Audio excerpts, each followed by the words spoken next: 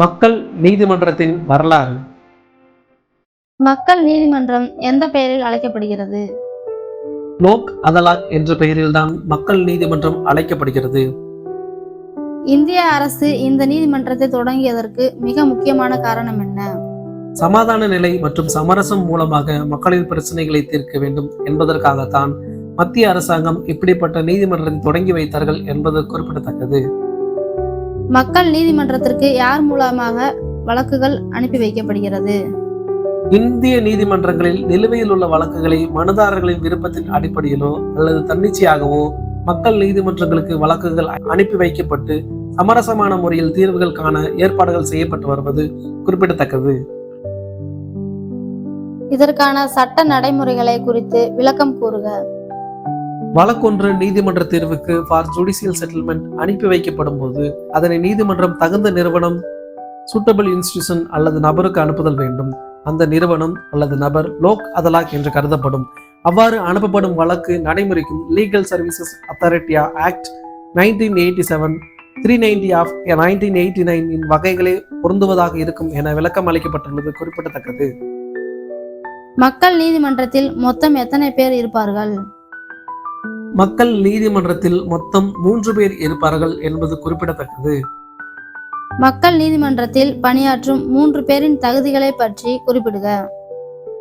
முதல் நபர் பணியில் இருக்கும் அல்லது ஓய்வு பெற்ற நீதிபதியாக இருப்பார். இரண்டாவது நபர் சமூக நல பணியாளர் அல்லது பொதுநல ஊழியராக இருப்பார். மூன்றாவது நபர் வழக்கறிஞராக இருப்பார் என்பது குறிப்பிடத்தக்கது. மக்கள் நீதிமன்றங்களின் மூலமாக பொதுமக்களுக்கு எப்படிப்பட்டதான சேவைகள் வழங்கப்படுகின்றன? நீதிமன்றத்தில் நிலுவையுள்ள வழக்குகளில் சம்பந்தப்பட்ட இருதரப்புக்கும் இடையேயான சமரசமான தீர்வை ஏற்படுத்துதல், நீதிமன்றத்திற்கு அப்பாற்பட்ட சில பிரச்சனைகளுக்கும் பேசி தீர்வு காண முயலுதல், வழக்கு தரப்பாளர்களுக்கு குறைந்த செலவில் விரைவாக நீதி கிடைக்க வழிவகை செய்தல் போன்ற சேவைகள் மக்கள் நீதிமன்றம் மூலமாக வழங்கப்படுவது குறிப்பிடத்தக்கது. லோக் அதாலத் என்ற வார்த்தைக்கு சரியான அர்த்தம் கூறுக. லோக் என்பதற்கு மக்கள் என்றும் அதலாக் என்பதற்கு நீதிமன்றம் என்றும் பொருளாகும். அப்படி என்றால் லோக் அதலாத் என்பதற்கு மக்கள் நீதிமன்றம் என்ற பெயர் வழங்கப்பட்டு வருவது குறிப்பிடத்தக்கது. லோக் அதாலத் என்ற வார்த்தையை அறிமுகப்படுத்தியதில் முக்கிய பங்கு யாருக்கு உண்டு? லோக் அதலாத் என்ற வார்த்தையை அறிமுகப்படுத்தியதில் இந்திய உச்ச நீதிமன்றத்தின் முன்னாள் தலைமை நீதிபதியான TN பகவதி அவர்களுக்கு முதன்மையான பங்கு உண்டு என்பது குறிப்பிடத்தக்கது.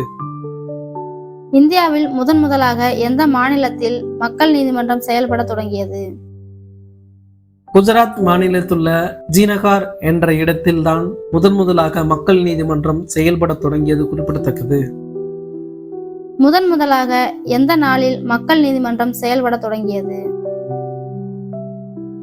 1982ஆம் ஆண்டு மார்ச் மாதம் 14ஆம் தேதி தான் முதலாக மக்கள் நீதிமன்றம் செயல்பட தொடங்கியது குறிப்பிடத்தக்கது.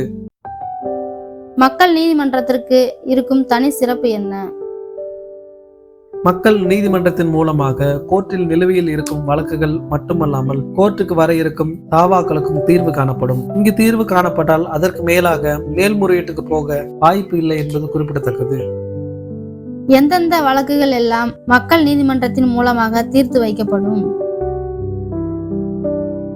காசோலை தொடர்பான வழக்குகள், வாகன விபத்துக்கான வழக்குகள், குடும்ப பிரச்சனைகள் தொடர்பான வழக்குகள், தொழில் தகராறுகள் மற்றும் தொழிலாளர்கள் பிரச்சனை சம்பந்தமான வழக்குகள், குற்றவியல் வழக்குகளில் சமாதானம் ஏற்படுத்தும் தன்மையுள்ள வழக்குகள், நில ஆர்ஜிதம் மற்றும் இழப்பீடு தொடர்பான வழக்குகள், வங்கி கடன் பிரச்சனைகள், வாடகை விவகாரங்கள், விற்பனை வரி, வருமான வரி மற்றும் மறைமுகமான வரி சம்பந்தமான பிரச்சனைகள் எல்லாம் மக்கள் நீதிமன்றத்தின் மூலமாக தீர்த்து வைக்கப்படும் என்பது குறிப்பிடத்தக்கது.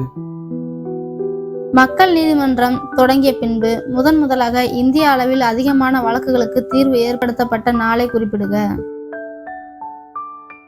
2013ஆம் ஆண்டு நவம்பர் மாதம் 23ஆம் தேதி அன்றுதான் இந்தியாவில் உள்ள கீழமை நீதிமன்றம் முதல் உச்ச நீதிமன்றம் வரை ஒரே நாளில் அதிக வழக்குகளுக்கு தீர்வு ஏற்படுத்தப்பட்டது என்பது குறிப்பிடத்தக்கது.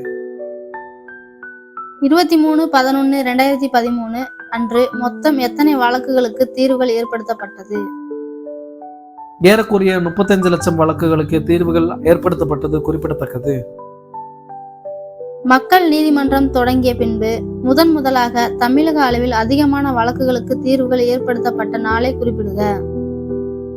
2014ஆம் ஆண்டு டிசம்பர் மாதம் 6ஆம் தேதி அன்று தமிழக அளவில் அதிகமான வழக்குகளுக்கு தீர்வுகள் ஏற்படுத்தப்பட்டது குறிப்பிடத்தக்கது. 6/12/2014 அன்று நடந்த மக்கள் நீதிமன்றத்தின் மூலமாக மொத்தம் எத்தனை வழக்குகளுக்கு தீர்வுகள் ஏற்படுத்தப்பட்டது? ஏறக்குறைய 50,000 வழக்குகளுக்கு தீர்வுகள் ஏற்படுத்தப்பட்டதில் 42,695 வழக்குகளுக்கு மக்கள் நீதிமன்றத்தின் மூலமாக சமரச தீர்வுகள் ஏற்படுத்தப்பட்டன என்பது குறிப்பிடத்தக்கது. 6/12/2014 அன்று நடந்த மக்கள் நீதிமன்றத்தின் மூலமாக எவ்வளவு ரூபாய் இழப்பீட்டு தொகையாக வழங்கப்பட்டது? ஏறக்குறைய 31,10,00,000 ரூபாய் இழப்பீட்டு தொகையாக வழங்கப்பட்டது குறிப்பிடத்தக்கது. இவ்வளவு பெரிய லோக் அதலாக்கின் வழக்கு விசாரணைகள் தமிழகத்தில் உள்ள எந்த மாவட்டத்தில் நடந்தது? சேலம் மாவட்டத்தில் தான் இந்த மெகா லோக் அதலாக் வழக்கு விசாரணைகள் நடந்தது குறிப்பிடத்தக்கது. இன்றைய சட்டமொழி: சிறிதாக செயல் ஒன்றில் ஈடுபட்டாலும் அக்கறையுடன் செயல்படு. மகா பெரியவர். பொதுமக்களின் சட்ட நலன் கருதி வெளியிடுவோர் லா வேர்ல்ட் தமிழ் சட்ட விழிப்புணர்வு செய்தி சேனல்.